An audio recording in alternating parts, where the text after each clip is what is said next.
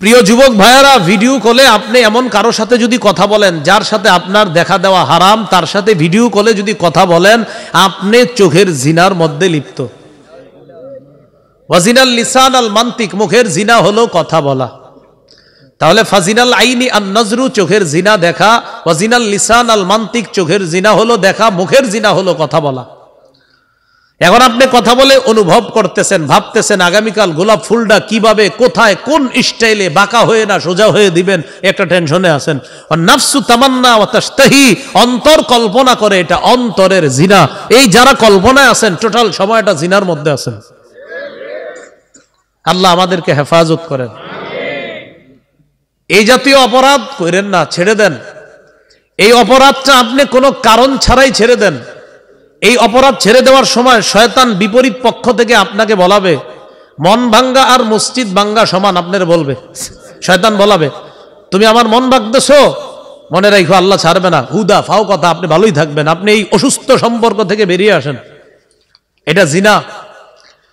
এরপরে আপনাকে বলা হবে, এটাই শেষ মেসেজ, এটাই শেষ কথা, এটাই শেষ নিবেদন, এটাই শেষ আবেদন, এটাই তোমাকে শেষ দেখা। এটা শয়তানের আরেকটা ধোঁকা। এই অসুস্থ সম্পর্ক থেকে বেরিয়ে আসেন, কোনো কারণ ছাড়া, কোনো কন্ডিশন নাই, কোনো কারণ নাই, এমনি আপনি বেরিয়ে আসেন, কিচ্ছু হবে না, আপনি ছেড়ে দেন এই সম্পর্ক। সহিহ বুখারীর বর্ণনা, লম্বা হাদিস। জিনার মধ্যে যারা লিপ্ত থাকবে এদের ঠিকানা কোথায় হবে? বুখারীর ৭০৪৭ নম্বর হাদিস। এই হাদিসে অনেকগুলো অপরাধীর নাম বলা হবে। রাসূলুল্লাহ সাল্লাল্লাহু আলাইহি সাল্লাম ফজরের নামাজের পর সাহাবীদেরকে বলতেন, তোমরা কি কেউ স্বপ্ন দেখছো? এরকম বলতেন।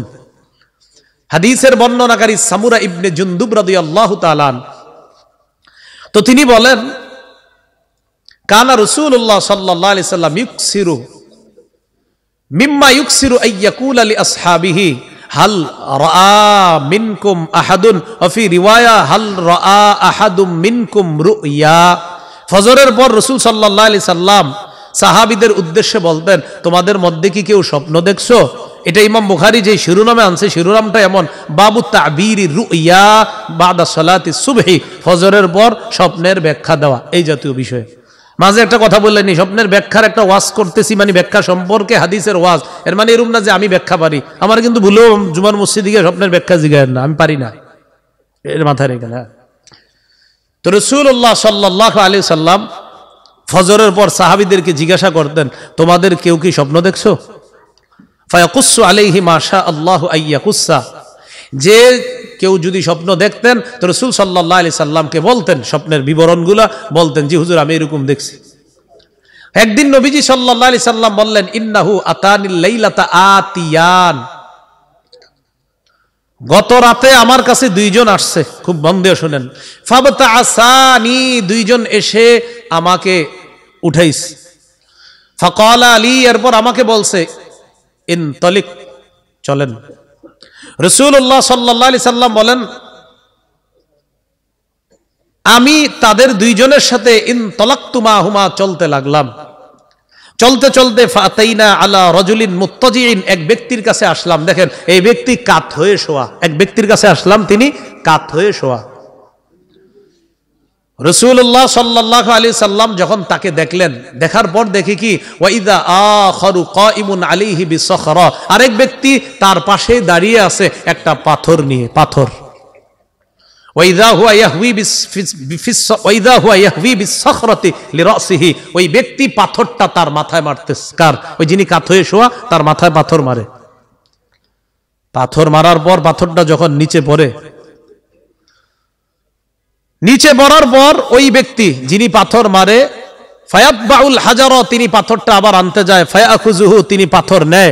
পাথর নেওয়ার পর লা ইয়ারজিউ হাত্তা ইয়াসিহহা রাসুহু কামা কানা, উনি পাথর নিয়ে ফিরে আসার আগে তার মাথাটা আবার আগের মতো ঠিক হয়ে যায়। কাত হয়ে যেমন ছিল, তো মাথা ফাটায় ফেলছে পাথর দিয়ে, তো পাথর দিয়ে ফাটানোর পর আবার যখন পাথর উঠায় আনে, তো রাসূলুল্লাহ সাল্লাল্লাহু আলাইহি সাল্লাম বলেন,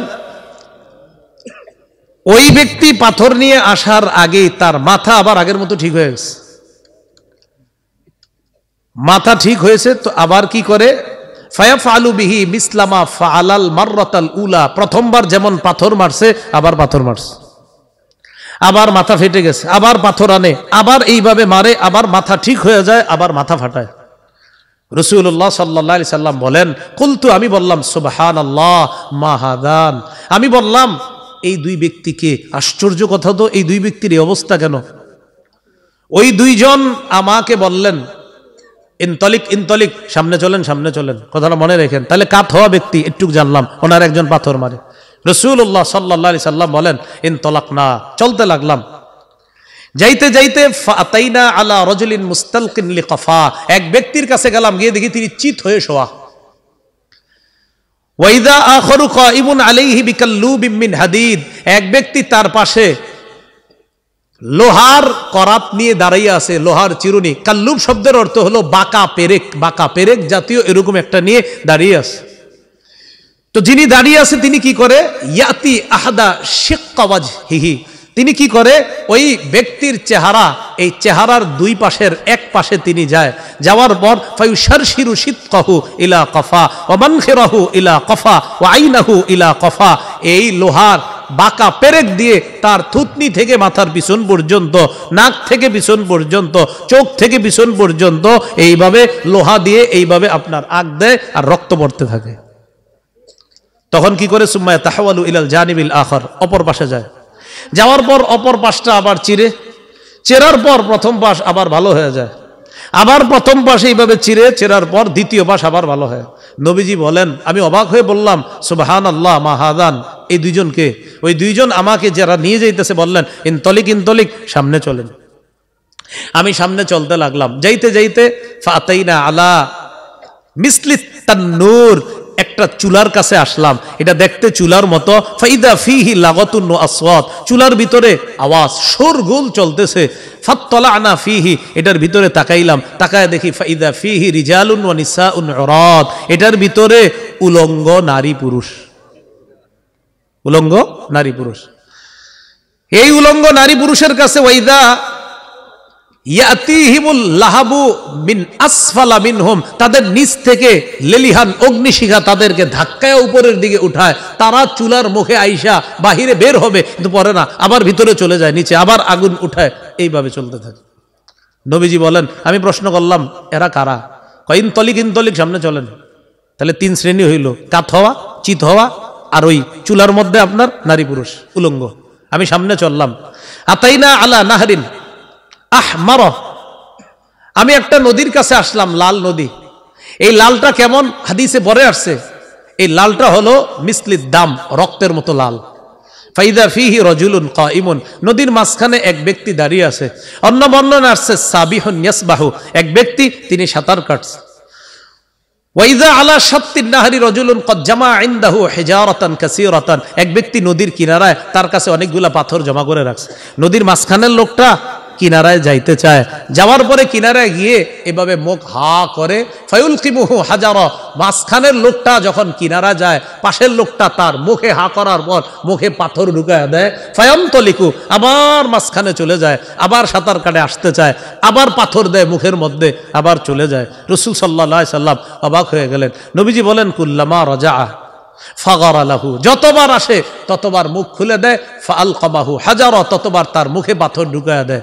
আমি অবাক হয়ে প্রশ্ন করলাম, মা হাদান, এই দুইজনকে? তারা বললেন, ইনতলিক ইনতলিক, সামনে চলেন।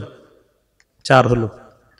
সামনে গেলাম, যাইতে যাইতে এক ব্যক্তির কাছে আসলাম। আতাইনা আলা রাজুলিন কারিহিল মিরআত, দেখতে একদম এত অপছন্দ এই লোকটা।